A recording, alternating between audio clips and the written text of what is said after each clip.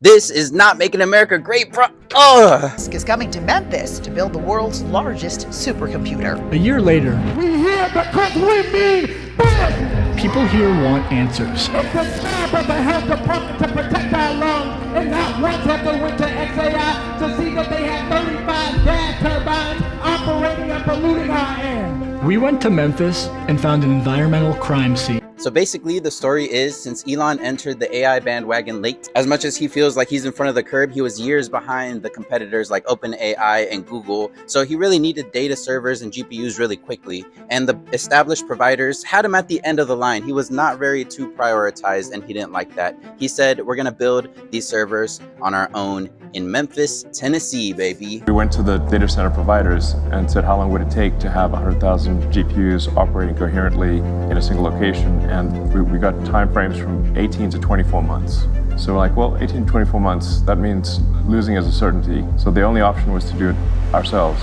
You would think this would be something that they're proud to announce, that they're proud to show to millions of people, yet they did this in secret. They did it without the knowledge of the residents of Memphis.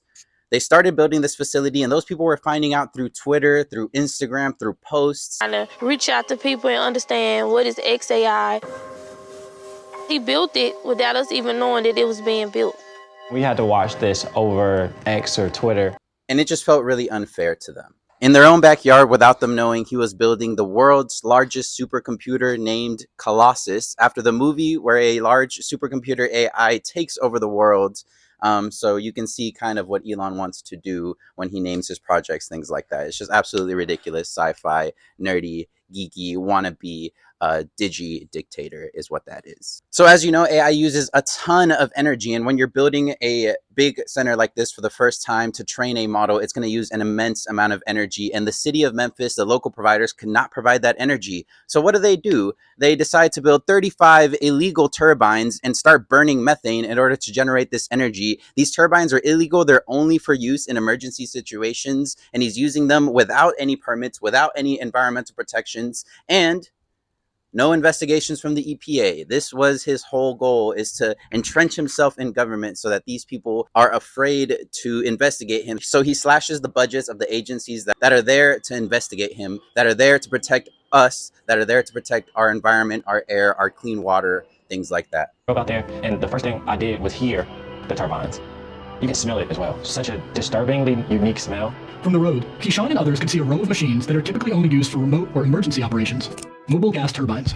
I have never seen portable turbines used like this. Patrick Anderson works on air quality cases for the Southern Environmental Law Center. We know that these kinds of generators require air permits. And so right off the bat, we started filing records requests with the local Shelby County Health Department. Do you have an air permit application from XAI? And they came back and basically said, no, we have nothing to hand over. We also filed records requests with EPA to see what they had. They also did not have details on what is on the ground out there. Nobody from the regulatory side, the health department, the city, EPA, has told the public or us really one iota of what's actually operating out there. What's more is XAI lied about these turbines whenever they were spotted, because you can see them, they're super loud and they generate a lot of pollution.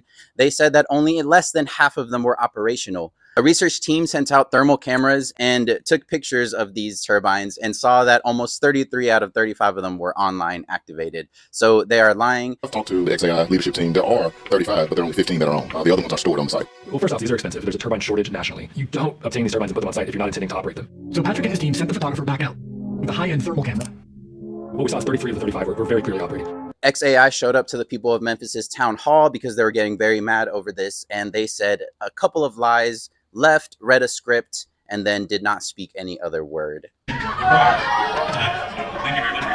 He immediately left after reading his script.